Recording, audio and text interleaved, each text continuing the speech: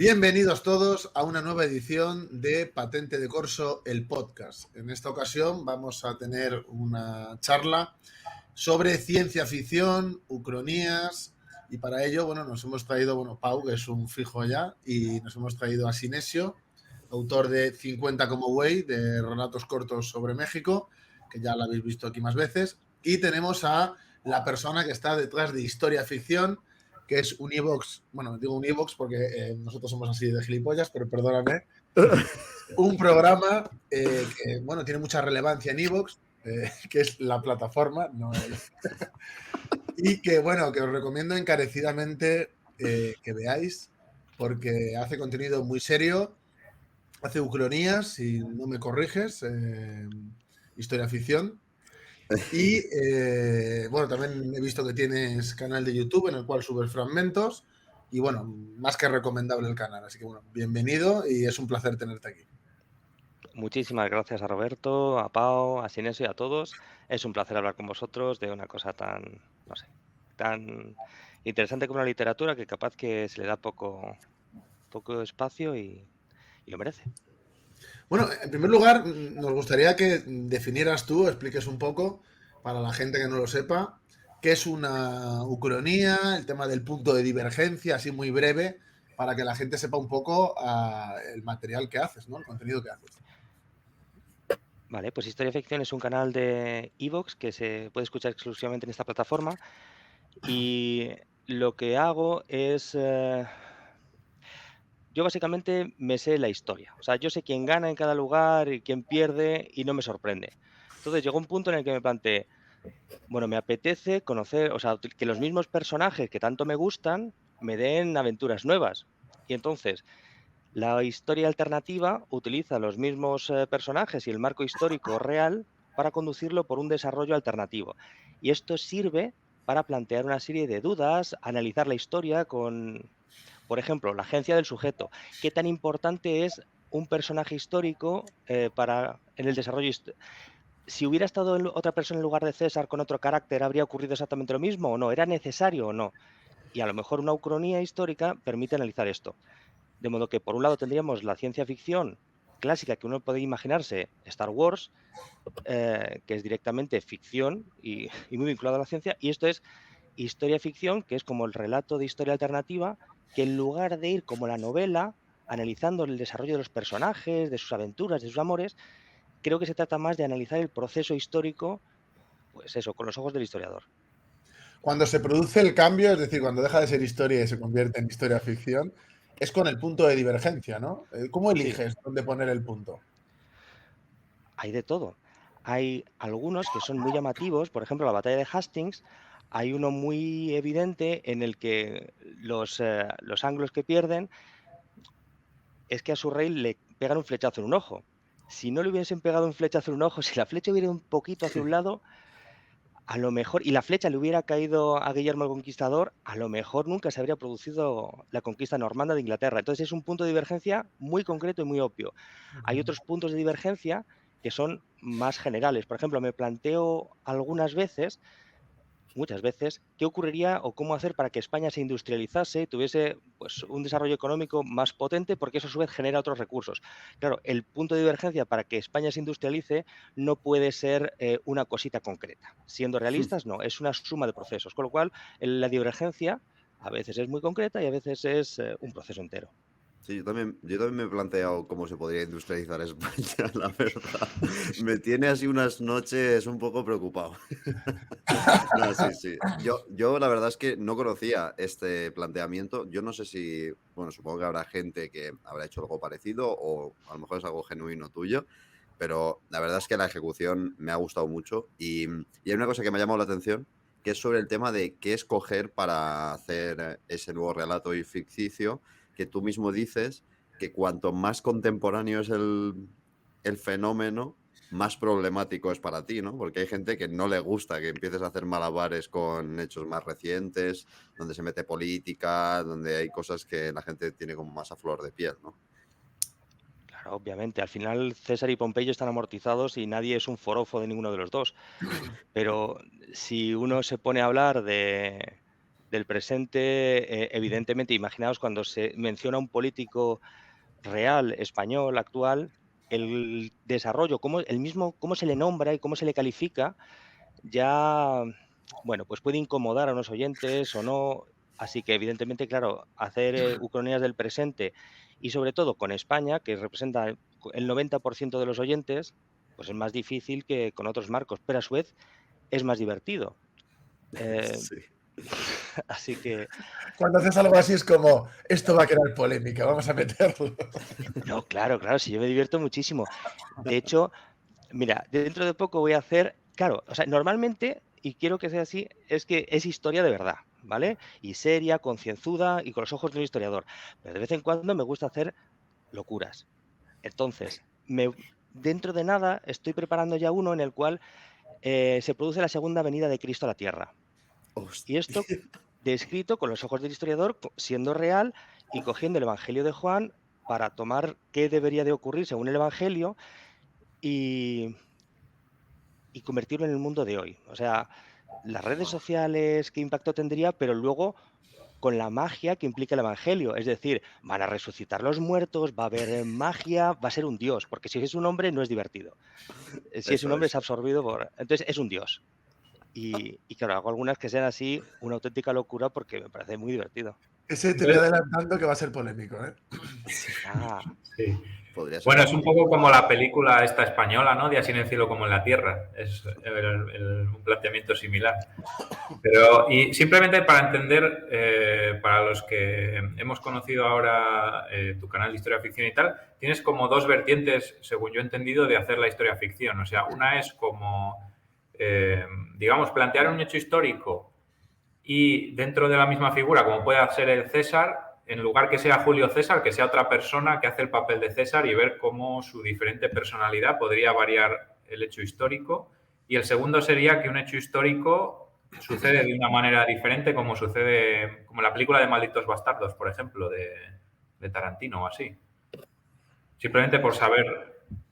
si es que Lo de malo que no todo, o continúa en sea, la historia, ¿no? En la de Tarantino muere el que tiene que morir y cambia la historia, pero no continúa, ¿no? Claro. esto es que me da muchísima rabia. Es que hay un montón.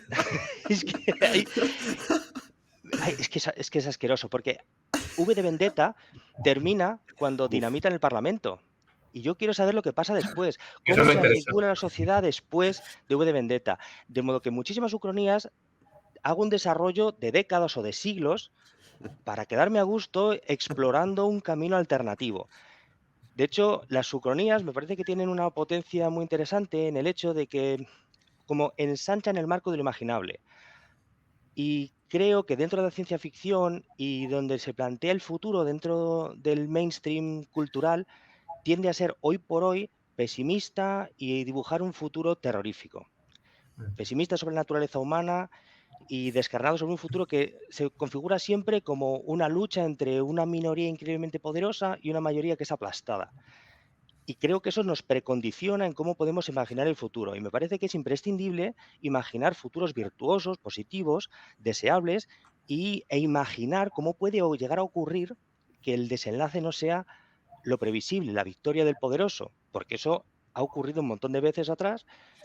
Y de hecho casi yo me entroncaría con esa tradición del siglo XIX positivista que se destruyó con la Primera Guerra Mundial, de confianza en el futuro. Bueno, yo sigo confiando en el futuro y en la naturaleza humana. Y creo que la ucronía permite eso también. Sería un poco como el espíritu del steampunk, ¿no? De esta corriente. Pero Sí al que la revés, porque esa conoceréis. gente dibujan un futuro asqueroso y yo Bueno, quiero dibujar un futuro hermoso, deseable, donde la pero hay, humanidad hay progresa tipos en de, sentido...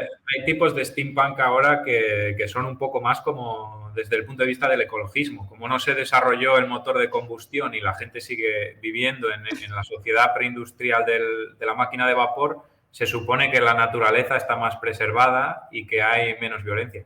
O sea, sí, hay como, he visto como las dos vertientes. También hay otra que como que la gente sigue viviendo como en el Londres preindustrial, en condiciones de explotación severa. Pero ahora hay un steampunk que es un poco más como tipo así hippiesco. Pero Lo que está ahora de moda yo creo que es el cyberpunk más, ¿no? Sí, eso también. A mí me gusta más, Pero sinceramente. A mí me es gusta que más. el ciberpunk no es lo mismo porque eso es que sí que se ha llegado a la sociedad industrial y entonces a partir de ahí, pues básicamente... No es un futuro también un poco crudo para la gente. Sí, es verdad que en la literatura y en la producción cultural actual es muy fácil ver las partes feas del ser humano, como que se incide mucho en eso. Y digo, "Oye, la verdad es que hay gente que lo hace muy bien. O sea, que lo ves y dices, madre mía, me encanta esta manera de enseñarme una parte tan fea de las personas, pero a la vez es verdad que no hay casi nada positivo en cuanto a es posible este cambio, más allá del rollo este individual de no, pero él al final superó sus limitaciones y Bueno, hay alguno siguiendo que sí, hay algún autor que sí. Sí, claro, es que yo también te digo un poco en mi lugar mainstream audiovisual. Yo, por ejemplo, de lectura actual tengo menos idea que una patata, ¿sabes? Así soy yo. Pero bueno, me parece interesante esa visión. No sabía que partía de ese punto. Historia ficción. Me voy a- Y una pregunta que te quería hacer yo también es sobre el tema de la preparación del tema. Eso sí que tiene que ser un poco locura para ti, ¿no? De decir a quién leo, cómo lo estructuro, de quién me fío también para tratar X temas. ¿Cómo haces un poco el filtro para prepararte los temas? La verdad es que es súper difícil porque además lo hago por las noches, después de acostar a los niños, con lo cual estoy reventado. Sin internet habría sido imposible absolutamente todo. Tanto el manejo de la información como el hecho mismo de que pueda producir contenidos que en realidad es literatura, pero como lo hago a través del podcast, es accesible a un montón de gente que simplemente lo escucha. Y que si yo publicase libros no me habría escuchado nadie, pero no los habría leído casi nadie seguramente. Pero al ser podcast es accesible, de repente lo escuchan y les gusta. ¿Cómo lo hago? Eh, Habitualmente tengo una serie de guiones, una sinopsis de qué ideas quiero transmitir y cuando me pongo a hacerlo, investigo, es imprescindible, ya sé que nos gusta, pero es imprescindible Wikipedia, porque Wikipedia tiene la capacidad de enlazar muchísimo, de modo que puedo ir saltando miles de cosas de unas a otras, buscar referencias sin parar en un solo sitio. Si tuviera que hacer todo eso buscando en todas partes sería imposible. Y por otra parte, bueno, entonces, eso es fundamental y hago un primer desarrollo escrito, luego donde voy volcando todas las ideas y se arma nudo, trama y desenlace, luego lo vuelvo a leer para que tenga una estructura, o sea, reescribir para que tenga una estructura coherente, tenga sentido, sea asequible y agradable, y luego ya lo grabo y lo edito. O sea, me lleva rato. Hombre, tiene que ser curro, ¿eh? Yo he visto algunos, el de Felipe II, el primero, que es el que me he escuchado yo, son 2 horas y bastante. O sea, Y eso de a la hora de 6 horas. prepararlo son muchas horas, ¿no? Y de 3 horas Bueno, también, ¿no? ¿Tienes? Es como un mini sí, libro. y de 4. De hecho, el último de la Tercera Guerra Mundial son 4 horas, porque ahí se describe el mundo una vez ha terminado la Tercera Guerra Mundial y en realidad cómo el desarrollo de las fuerzas productivas en esa sociedad da lugar a que sus propias contradicciones vayan eliminando según qué cosas y terminan por triunfar según qué otras, que por ejemplo tiendo a privilegiar la economía planificada respecto al paradigma liberal. Y esto, ¡Vamos! claro, y esto es... esto genera muchísimas urticaria a muchas personas, pero es que me parece muy interesante porque al final, los estados cuando hacen guerras planifican la economía, no dejan que sea el Eso mercado es. quien lo organiza. China, como caso de éxito, es una economía planificada y sigue siéndolo. La carrera espacial fue algo planificado. Las grandes corporaciones funcionan como un órgano de planificación central. Sí, sí, es Es decir, brutal. Es la brutal. planificación creo que existe como un dogma ideológico de denostarla. Entonces, por ejemplo, pues introduzco eso como elemento que conduce a la nueva sociedad. Y luego otra serie de cosas que me parece interesante señalar. Vamos, que el desarrollo es positivo y optimista en cómo termina la Tercera Guerra Mundial y pasa bastantes veces. Y tiendo a utilizar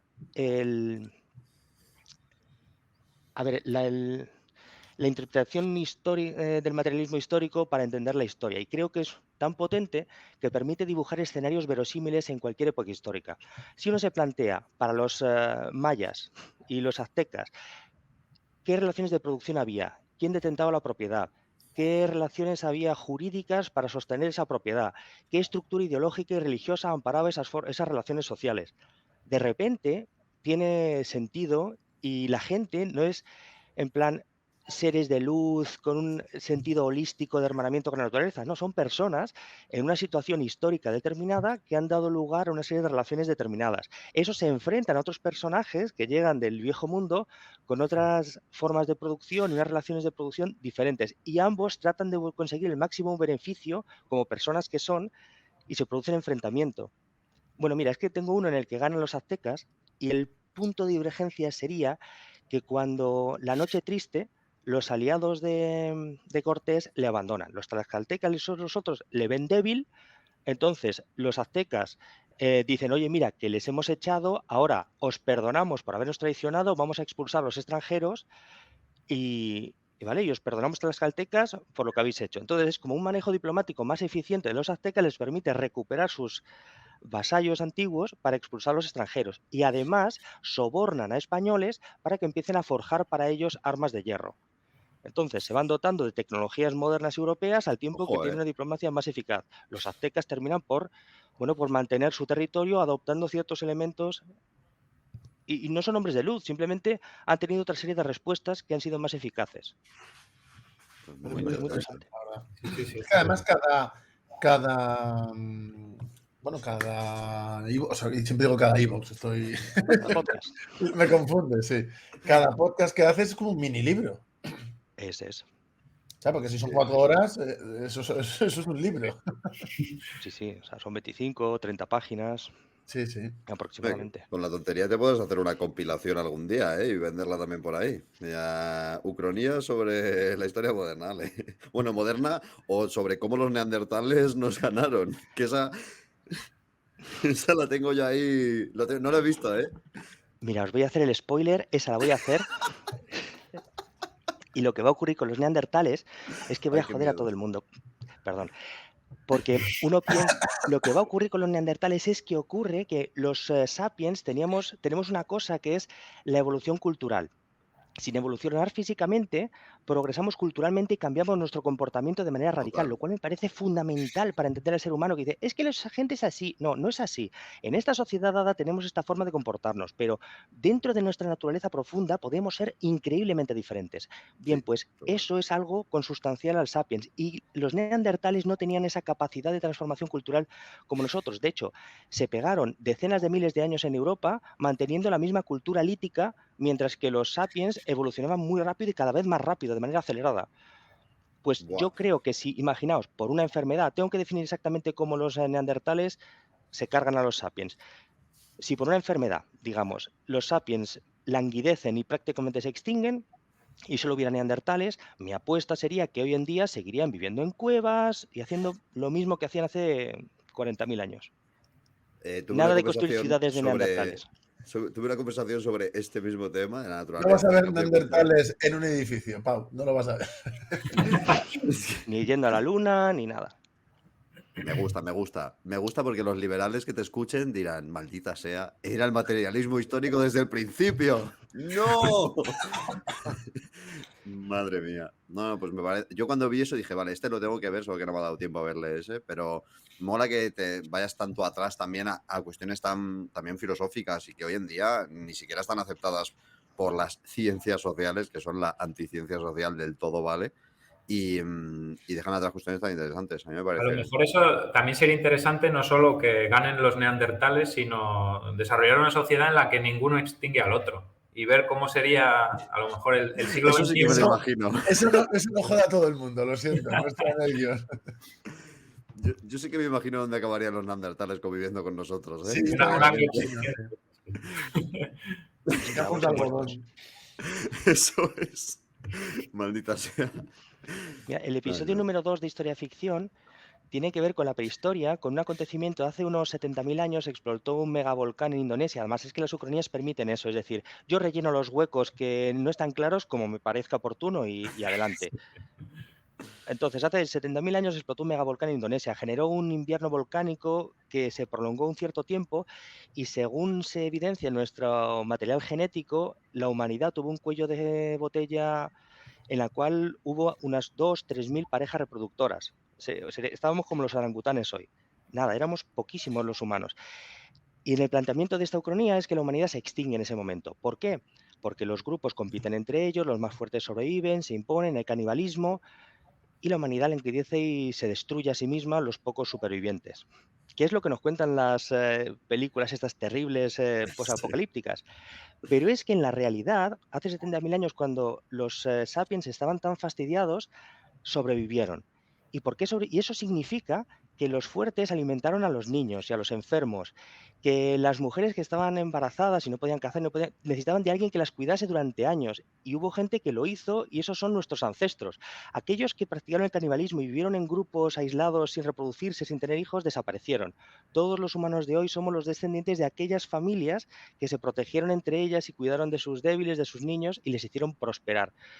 Eso me parece una expresión de que en la naturaleza del ser humano, de hecho, nosotros, y ya lo dejo, pero es que también con la prehistoria, los leones cazan y las cebras corren. Los humanos no corren. De hecho, los humanos más fuertes, en lugar de correr más rápido, son los que se paran y se enfrentan al león para proteger a los humanos más débiles.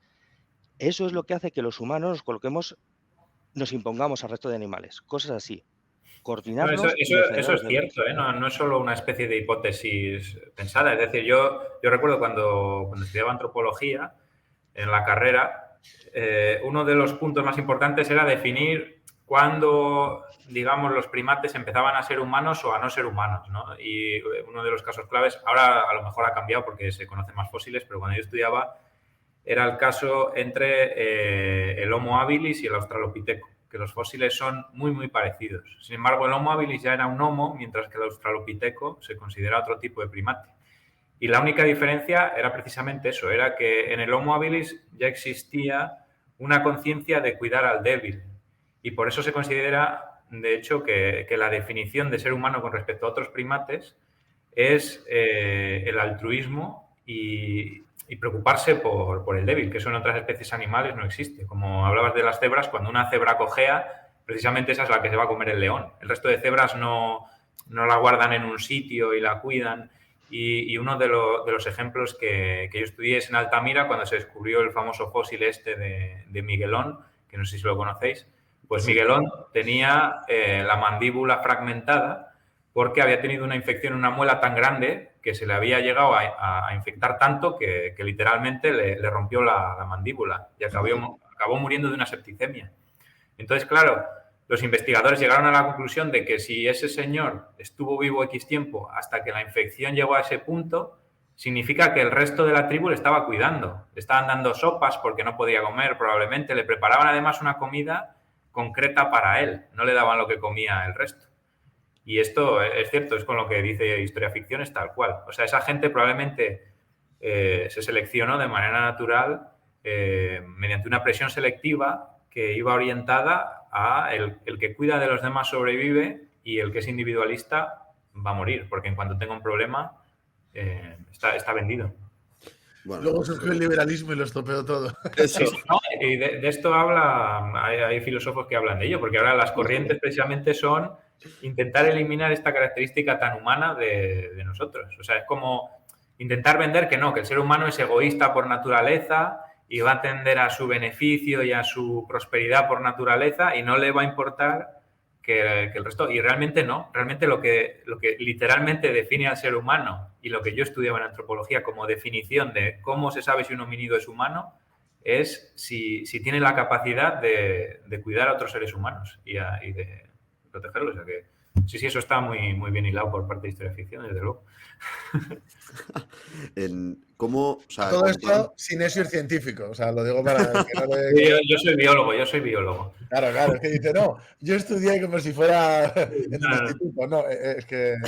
Tío, yo soy investigador y estudié en la carrera de biología y soy doctor en biología molecular. Un día hay que hacer un podcast de gilipolleces a científicas que te han dicho, y alguna vez has comentado alguna, a ti, que eres científico, y hay que hacer un día un podcast de eso. Sí, bueno, yo de esas puedo contar desde gente de los pueblos que tenía la teoría de que lanzaban topillos desde avionetas para que se las comiesen las culebras. Cosas así, sí. Sí, sí, Y sí. bueno, quería preguntar, porque bueno, es una cosa que siempre la gente pide mucho. Quería preguntaros por vuestros escritores favoritos de ciencia ficción en general y los escritores favoritos contemporáneos. Entonces, si queréis, hacemos una ronda. Yo sé que la gente lo va a agradecer de verdad. Pau dice que no. Bueno, pues yo digo que sí. Yo creo que es una buena oportunidad de que la gente, tú Pau, si quieres no opines, de que la gente recomiende libros. Yo los míos los tengo muy claros. Así que si quieres empezar, historia ficción. Vale, pero voy a hacerlo sui generis, con una recomendación que me dio mi madre.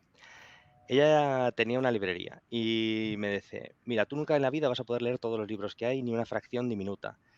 En general, los que son actuales y contemporáneos tienen el sesgo de las editoriales que quieren comercializarlos y a su vez el sesgo de la época en la que están escritos y el entorno. En cambio, los libros, cuanto más antiguos son, significa que se han preservado durante más generaciones y más, es decir, más generaciones los han considerado valiosos como para legarlos. De modo que, ya que tienes poco tiempo, solo tienes una vida, cuanto más viejo, mejor, porque lo que estés leyendo es algo que es valioso como persona en lo profundo. Por ejemplo, las meditaciones de Marco Aurelio, lo que te diga Marco Aurelio, lo han leído Napoleón y Carlomagno y los hombres del Renacimiento, Homero, pues evidentemente muchísimo más todavía. Es decir, con lo cual mis influencias literarias son de autores que llevasen más de 50 años muertos, la aplastante mayoría. La aplastante mayoría, y fíjate, de historia, Tucídides, como relata la historia de la guerra del Peloponeso, me parece espectacular y me influye, o como Herodoto cuenta la historia, que además es escrito de una manera muy mágica, también me parece súper bonito. Y ya con el tiempo he dicho, pues mira, ¿sabes qué? Que lo voy a preservar. Que ya paso de leer cosas contemporáneas, solo leo este tipo de cosas, así la manera en la que tengo de expresarme tiene ese sesgo antiguo que me parece mucho más hermoso, aunque digo tonterías contemporáneas. Así que lo siento, Julio Verne. O sea, si te dijera uno de ciencia ficción sería Julio Verne. Bueno, Julio Verne nos ha iniciado a muchos, ¿no? En la lectura de la ciencia Sí, ficción. sí, A mí, desde luego, ¿eh?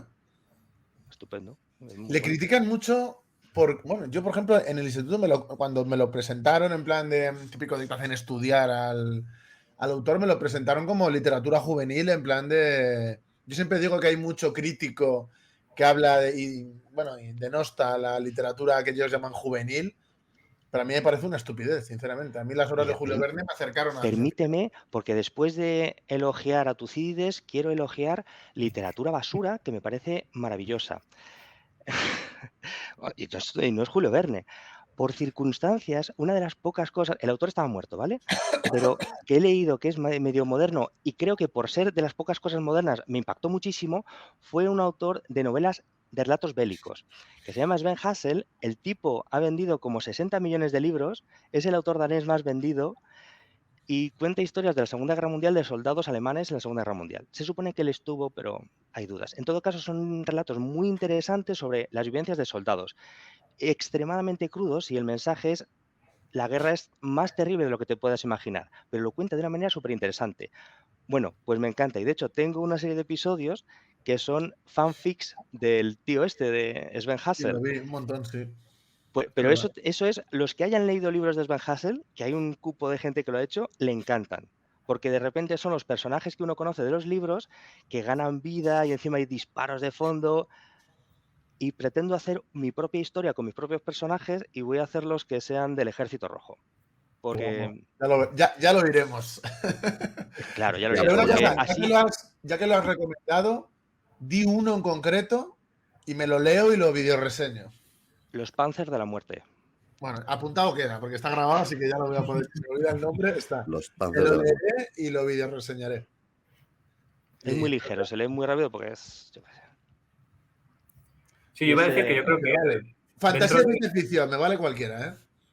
sí, yo iba a decir que dentro de la ciencia ficción, o sea, yo creo que está bien separar un poco lo que yo entiendo por ciencia ficción, vamos a decir, purista, como podría ser eso, Julio Verne o Asimov, que yo creo que están muy bien para empezar porque digamos que se puede seguir, si alguien no está muy metido en la ciencia ficción y empieza a leer Dune, como hice yo, pues te vas a volver loco. O sea, yo creo que es mejor si tú empiezas con Julio Verne y Asimov y entras un poco en ese mundillo como de imaginar esos futuros y tal, y después puedes ir evolucionando a libros más complejos como Dune o este tipo de libros que sí que son, o sea, Dune para mí, entre todas las civilizaciones y lo del mineral y todo esto, es una locura.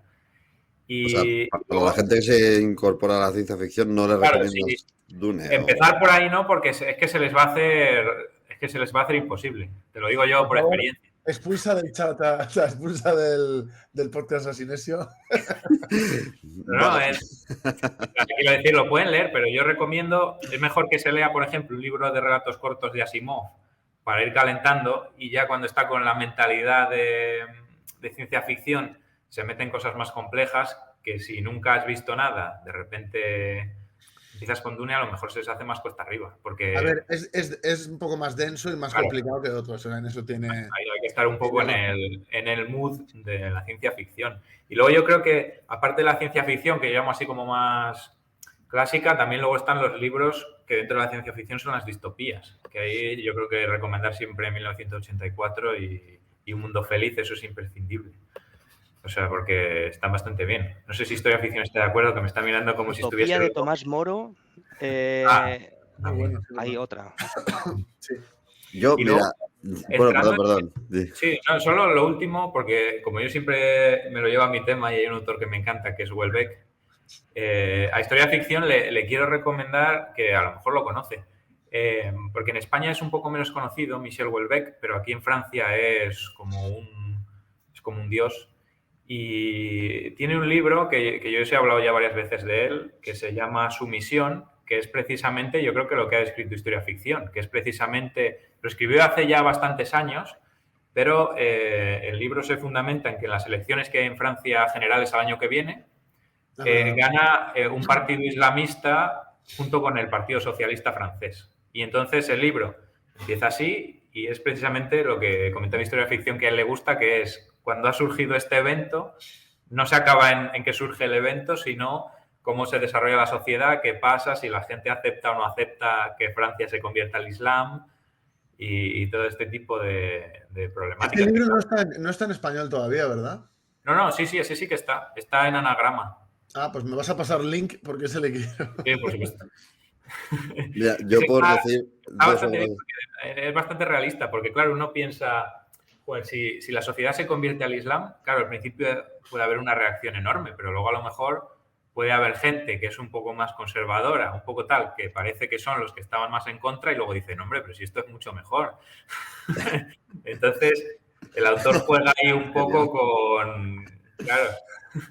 Bueno, yo me sé de cierto cura que nos ve que me va a escribir por esto, ¿eh? Yo te lo digo, Sinesio, me va a escribir. Es que realmente, claro, tú piénsalo, es decir, tú imagínate gente de esta que es un poco muy conservadora, que es tal, que es como muy reaccionaria y que siempre van a ser los primeros que se van a posicionar en contra de convertirse al Islam porque son ultracatólicos. Pero luego cuando sientan la presión de ir a la mezquita porque de repente el país es islamista y tienen que ir y vean que en la mezquita se les va a acercar una señora y le va a decir que le puede casar con 2 o 3 chicas de 20 años y que tal, pues a lo mejor ese señor ya va diciendo, pues esto no es lo que me habían vendido a mí. Entonces... Me va a llegar un mensaje o varios increpándome por esto. Por favor, sí, los que van a increpar, recordad, yo no soy Sinesio, ¿vale? Y yo no digo que lo defienda y sobre todo yo no digo que el autor lo defienda, porque el autor ha estado amenazado de muerte por grupos islamistas, por sus libros, entre ellos este. O sea, él no defiende en el libro que le vaya a gustar a la sociedad, de hecho tiene comentarios terribles. ¿Cómo se llama el libro? Se llama Sumisión. Sumisión. Pero él sí que enseña como siempre va a haber una parte de la sociedad que sí que esté, que por muy brusco que sea el cambio y muy malo que parezca a priori, siempre va a haber una parte de la sociedad que le parezca bien. Es un poco el mensaje que yo quiero dar con mi opinión, pero hay que leer el libro que no es muy pro-islamista. Me lo apunto también, ¿eh? Si me dejáis salir lo que dice Sinesio, yo quería hacer un episodio que fuera la islamización de Europa, provocando, pero bien. No me he atrevido a hacerlo. El objetivo, o sea, pero lo que quería transmitir era tomar al Islam como un movimiento revolucionario y el cómo un movimiento revolucionario hoy puede transformar las instituciones, las reglas de poder, todo. Tomándolo, o sea, así elimino al movimiento obrero y utilizo otro movimiento revolucionario diferente de masas que transforma la sociedad radicalmente en el presente. Entonces, ¿qué instrumentos podría utilizar? ¿De qué manera se transformaría la sociedad simplemente utilizando, pues eso, a los islamistas? Pero es que, claro, esto tiene una serie de implicaciones que he dicho, bueno, paso y hago otro episodio. Pues Sí, yo creo que con respecto a eso, este libro te va a encantar, porque además analiza todas las relaciones políticas, analiza cómo las grandes potencias de Oriente Medio como Arabia Saudí quieren invertir de repente muchísimo dinero, porque claro, de repente la Universidad Sorbona pasa a ser una universidad islamista. Entonces, es una universidad islamista en el top mundial de la educación, entonces empieza a entrar dinero a chorro. También analiza cómo, digamos, porque el tipo ya os digo que es un poco antiislamista, entonces él entiende que como la mayor parte de los crímenes los cometen personas islámicas, como el país es islamista y es el imán en la mezquita el que te dice que no tienes que hacer esto, esto y esto, disminuye la criminalidad, disminuye la violencia. Entonces, claro, es que es complicado plantear un escenario él analiza como, claro, cómo muchísimas mujeres feministas de repente se convierten en islamistas radicales porque ven que ya no existen los hombres que las miren ni que les digan cosas porque van con burka. Yo me sé de una que lo de la Sorbona diría, bueno, esto es diverso, es una cultura exótica. Claro, es que entra por ahí entra. Alguno que me sé yo. Sí. Bueno, Pau, ¿me vas a dejar decir mis autores favoritos? Yo solo quiero decir que, a pesar de no ser un gran fan de la literatura de ficción, sí que la he disfrutado mucho y disfruto mucho la saga de Eliot, de un autor español que se llama Joaquín Londaíz, que no sé si lo conocéis, que sí que es literatura juvenil del estilo, pues, Harry Potter, aunque él dice un poco más que está más influenciado por El Señor de los Anillos y tal, es del estilo. Y después, a mí La Historia Interminable me gustó mucho. Y ya está, es lo que quería decir. Bueno, yo quiero decir varios. En primer lugar, de relato corto, El hombre del bicentenario me parece genial. Yo fui uno de los relatos cortos que yo tenía como mucho prejuicio. Leí ese y se me pasaron los prejuicios, la verdad, de Asimov. Y antiguos, o sea, de que ya están antiguos entre comillas, en comparación de lo que ha dicho Historia de Ficción, pues no son antiguos, pero me gusta mucho Frank Herbert, de Dune, obviamente, es una de mis sagas favoritas. Y me gusta mucho Tolkien, todo el tema del mundo del Señor de los Anillos. Esto es fantasía, pero bueno, a mí también me gusta mucho. Soy muy fan, me leo todo lo que tiene. Y de actuales, para mí el mejor es Richard Morgan. Yo recomiendo mucho Las leyes del mercado. También tiene la trilogía, que el tercero no ha salido en castellano, de Carbono modificado, que hay una serie en Netflix. La serie, si no te has leído el libro, te puede ser entretenida. Si te has leído el libro, es la mayor tradición en una adaptación que puede existir. Entonces, yo os recomiendo el libro, no la serie. Y luego descubrí una saga de otro autor, se llama John Scalzi, se llama La vieja guardia, que es, bueno, ciencia ficción futurista, bastante distópica, que también me parece de lo mejor que haya ahora actualmente, en activo. O sea, que tiene sagas que no las ha terminado todavía. Para mí es, después de Richard Morgan, de los que más me gustan. Y ese es mi resumen, Pau. Cuando quieras, te dejo libros de ciencia ficción. Sí, por favor. Necesito cultivarme, ¿vale? Y bueno, si veis que a veces no puedo hablar es porque hay gente que ha decidido cortar árboles a estas horas conmigo para acompañar este maravilloso podcast sobre ciencia ficción, ¿vale? Yo me extrañaba que estabas todo el rato quitándote. Sí, es terrible y no se acaba nunca. Bueno, historia ficción, ¿querías comentar? Tengo una pregunta para vosotros. ¿Alguna vez he escuchado a Roberto una interpretación histórica con la que no estoy nada de acuerdo?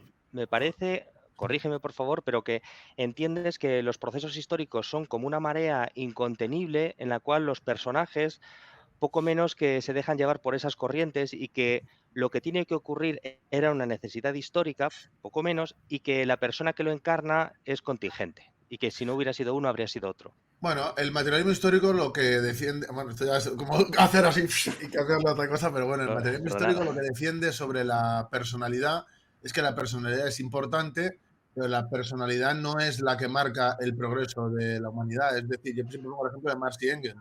Marx y Engels tenían una teoría bastante similar Es decir, coincidían en su análisis del capitalismo y no se conocían, y cuando se conocieron de repente fue como, ahí vas, y mira, pensamos lo mismo. Eso es solo un ejemplo. Hay más ejemplos en ciencia también de gente que, si una persona que ha descubierto algo se hubiera muerto, de repente, de hecho hay casos de que gente aislada ha descubierto la misma teoría desde desde otro país, de lo que sea. Entonces nosotros lo que decimos es que las cosas se desarrollan en base a unas condiciones materiales. Entonces una persona que vive esas condiciones materiales también puede observar la realidad, también puede discernir lo que pasa y puede ver la solución para adaptarse a ese movimiento que hay hacia el progreso.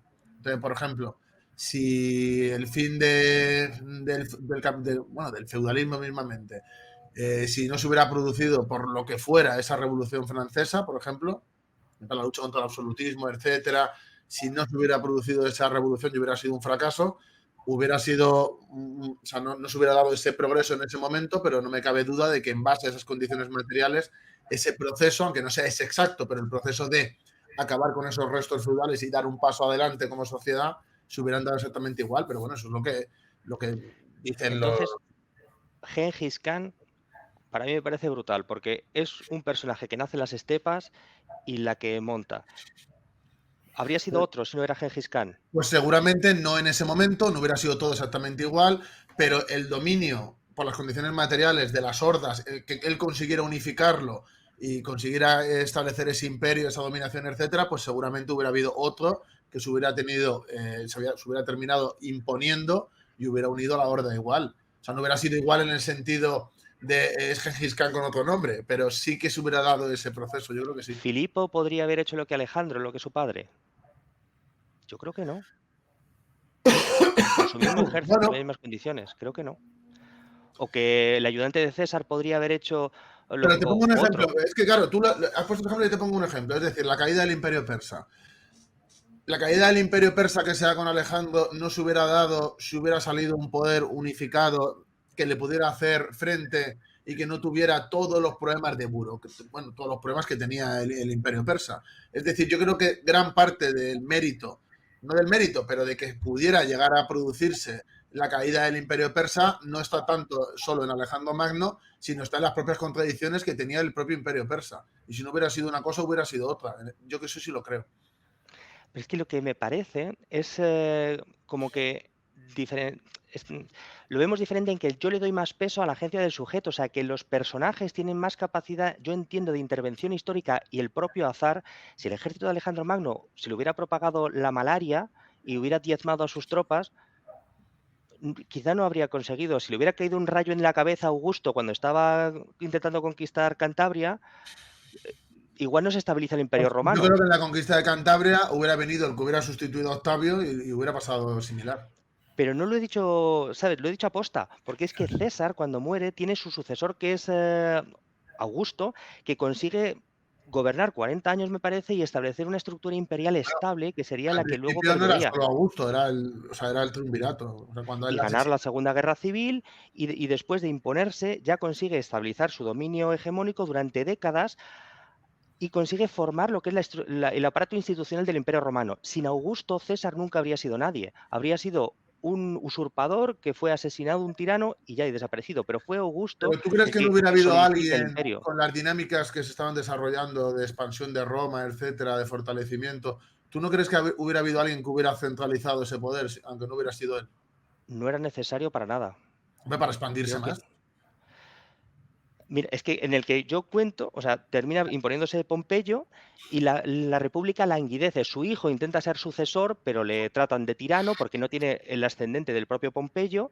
Entonces, las élites senatoriales siguen disputándose el poder durante otros 120 años, 200 años, y ya en un remedio de crisis del siglo III, ya la República definitivamente colapsa. Que Pero podría ser otro yo sí camino. creo que hay cosas únicas, en el sentido de, por ejemplo, si Miguel Ángel no hubiera pintado tal, ¿existiría tal cuadro? No, obviamente no. Pero en el proceso histórico, que es lo que yo me refiero, en este caso, por ejemplo, del desarrollo del Imperio Romano, etcétera, yo no quito la importancia de la personalidad. Es decir, Augusto fue una persona muy importante y que facilitó que se desarrollaran las cosas como se desarrollaron. Alejandro Magno fue un genio y fue capaz de hacer que cayera el imperio persa. Pero yo lo que digo es que es más importante las condiciones materiales que rodean todo eso que el personaje en sí. Y que, por ejemplo, para el proceso de transformación de un modo de producción a otro, es más importante las condiciones materiales que llevan a que la persona que es como la dirigente del proceso, o sea, para que me entiendas.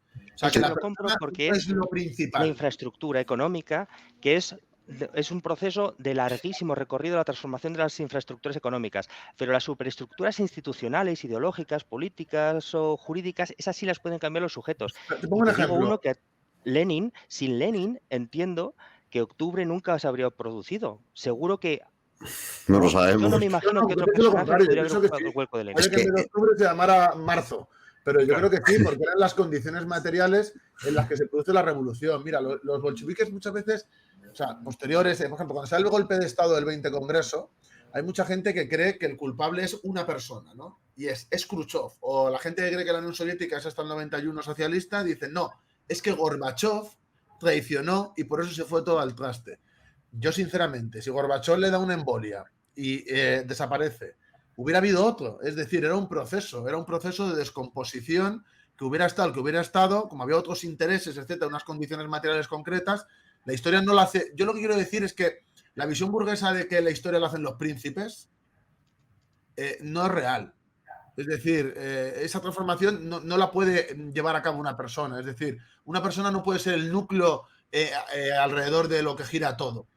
Es decir, la Unión Soviética cayó porque hubo una serie de condiciones materiales, una serie de problemas, unas condiciones materiales que llevaron a eso, por errores, por sí, pero no cayó por una persona, es lo que quiero decir.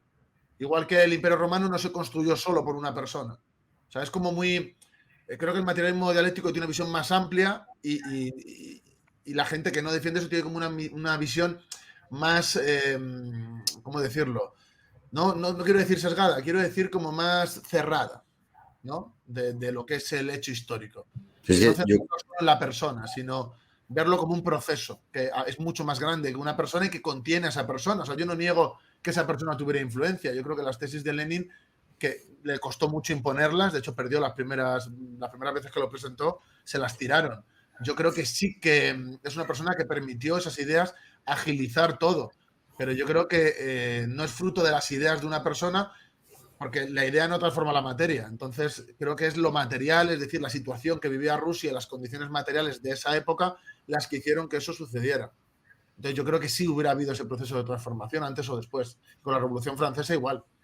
yo por decir una cosa, porque yo creo que queda claro que el tema de las tendencias es algo históricamente ya demostrado de la necesidad histórica, aunque sean largos procesos, como has dicho, historia-ficción, por mucha personalidad influyente, poderosa y capaz que tuviera un personaje del siglo XIX, históricamente sería imposible que esa persona recuperase el absolutismo como un sistema político, por ejemplo, que volviese a ser hegemónico en Europa después de todas las revoluciones burguesas que hubo. No, y ¿sabes? de hecho se reimplantó, es decir, Claro. volvió a reimplantarse, pero es que las condiciones materiales y el desarrollo hacia el progreso es que iban en otro camino, entonces eso terminó cayendo. Por cierto, este podcast sí que es variado. Este podcast es historia, ficción y materialismo histórico. Bueno, todos nuestros podcasts son así, ¿eh? O sea, no hay que asustarse con esto.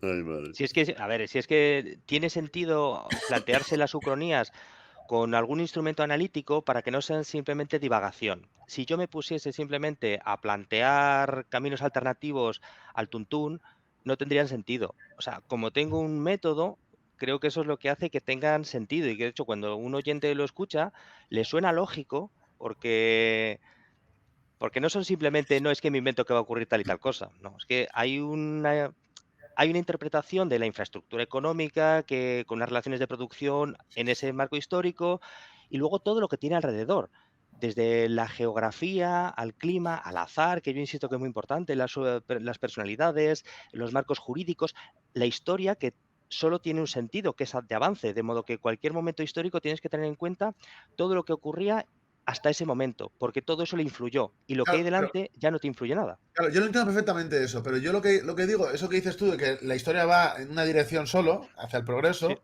porque una persona se muera, ese progreso no se interrumpe, o sea, continúa. Eso es lo que te quería explicar antes. Mira, me lo Sí, has sí. dejado perfecto para que entiendas mi opinión. No, sí, ya estaba renunciando a eso porque cada uno tiene su interpretación y su visión del mundo. O sea, me parece perfectamente lógico que tú des más peso a los procesos, pues eso, a nivel agregado, De lo colectivo.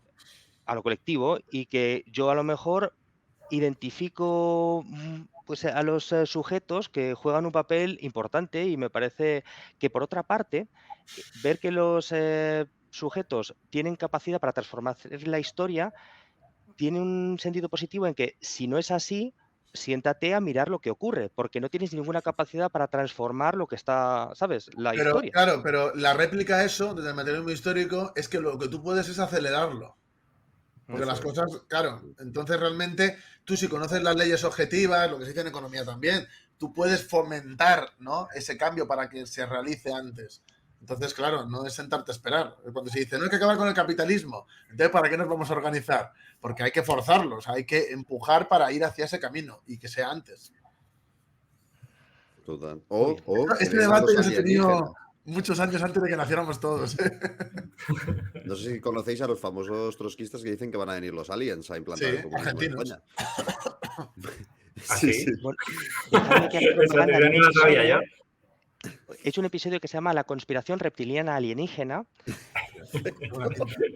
que son todas las conspiraciones imaginables juntas en una mega Ah, conspiración pues lo en voy la a ver, que, ¿eh? Tiene muy buena pinta. es que no os quiero spoilear cuál es. No digas Bueno, nada, que lo quiero escuchar. Ese le quiero bueno, está en el escuchar. título. Los reptilianos tienen un papel clave para armar todo, entrebar todo, desde el COVID a absolutamente todo. De todas maneras, Pero quiero decir una cosa. Para hacer una ucronía, o sea, está claro que hay que darle una importancia al detalle de cuando pasa X. Entonces yo entiendo perfectamente la construcción de la ucronía que haces, porque es que si no, el punto de claro, divergencia, ¿dónde lo pones? O sea, está claro. O sea, la divergencia es, no, bueno, pero que está todo claro que ahí colapsó. es totalmente necesario. O sea, es que no hay Claro, otra. claro, total. Pero fíjate que te digo, o sea, vuelvo a lo de la industrialización de España. Pues hay una ucronía cuyo punto de partida es que durante la orogenia herciniana, me parece que es, hace no sé cuántos cientos de millones de años, las placas tectónicas se mueven un poquito diferente, Hostia. lo que da lugar a que a que la orografía de la península ibérica sea más suave. De modo que la península ibérica tiene menos montañas. ¿Esto qué significa? Que los vientos del Atlántico entran más en la meseta, que no existe, que es una gran llanura, como pasa en el norte, o sea, en el norte de Europa, y toda España está regada por mayores precipitaciones. Esto significa un país más llano, con ríos más grandes, mejor agricultura, lo que hace que cuando se van desarrollando las sociedades hay más excedente agrícola, hay más población.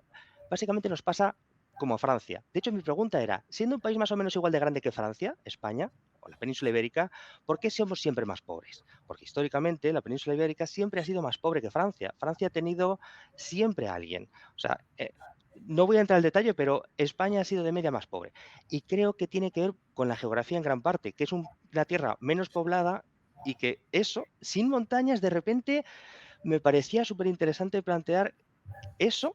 Y eso, bueno, evoluciona hasta que España termina industrializada y luego la meto en la Primera Guerra Mundial y pasa de todo.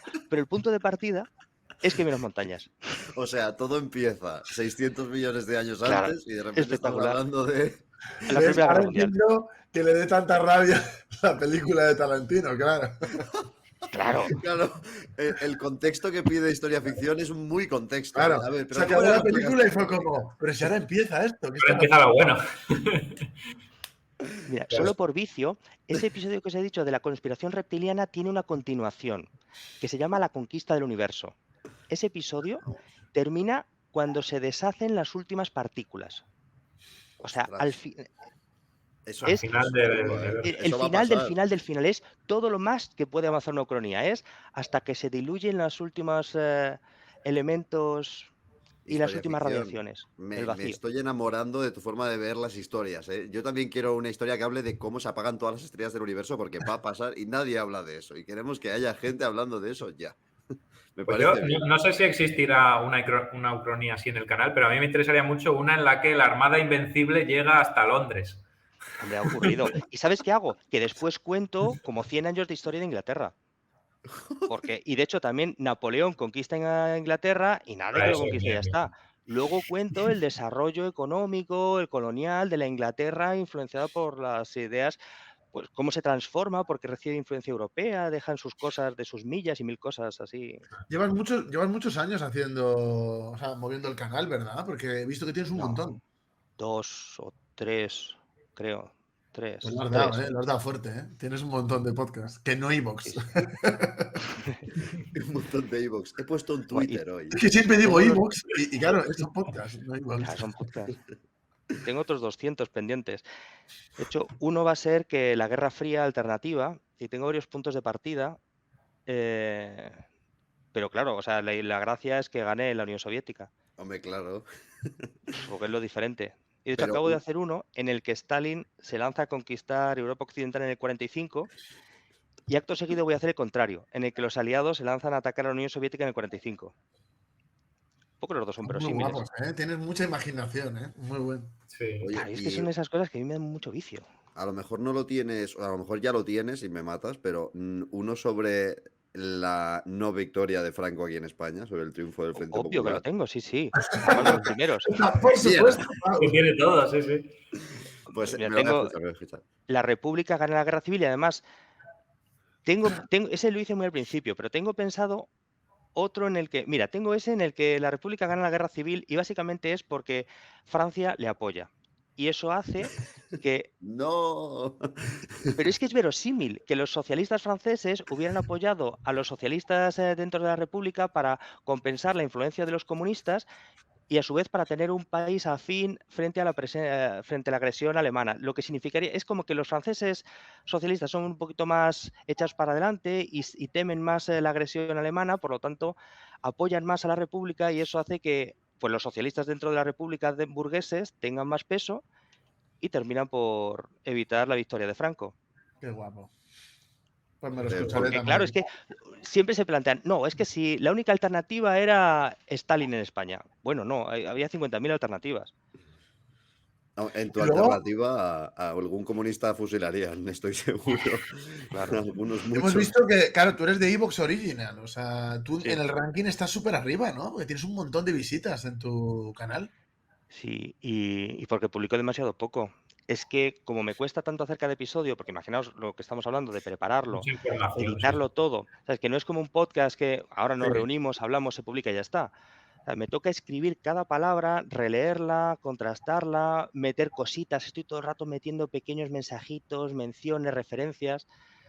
Qué guay, Eso me tío. lleva muchísimo tiempo. Y luego Y tendrá editar, mucho o sea, lo estudio grabo y... previo, ¿no? Para los detalles que sean verosímiles. Claro, O sea, también claro, llevará un claro. estudio previo Oye, impresionante. que mete muchas cosas de historia de verdad. O sea, yo Claro, que he por visto eso. de Felipe II tiene conocimientos amplios del tema. O sea, se lo ha Claro, trabajado. hay cosas que dejo caer en plan, bueno, para que lo miréis si tenéis interés.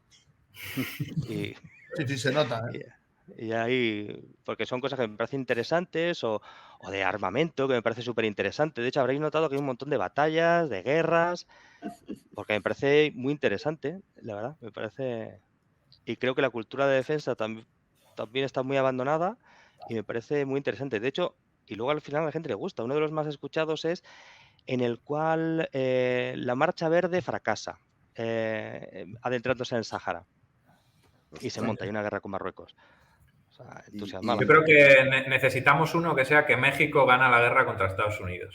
Lo siento, Y pero lo tengo ya. progresa anexiona. y suben hasta Canadá. Lo tengo. Está hecho y de Lo hecho, tengo además, ya, o sea, ya lo tiene, está jodido el silencio. ya está Sí, publicado es que no hay manera. en 2 partes. En la primera Hostia. parte, en la que los mexicanos triunfan en la guerra que tienen en 1846 con los norteamericanos, y ya me gustó y digo, pues mira, voy a continuar con este México a meterlo en la Primera Guerra Mundial junto a los alemanes para que haya un frente de la Primera Guerra Mundial mexicano-estadounidense. Espectacular. Esa Primera Guerra Mundial México en Estados Unidos. Y tengo otro, por supuesto, de la Guerra de las Malvinas, en la que ganan los argentinos. Lógicamente. Bueno, y Sí, tengo sí. otro de una guerra civil en Venezuela. Y ese además contemporáneo. Pero eso no es una ucronía, ¿no? O sea, lo digo por- Esa es la realidad, ya casi.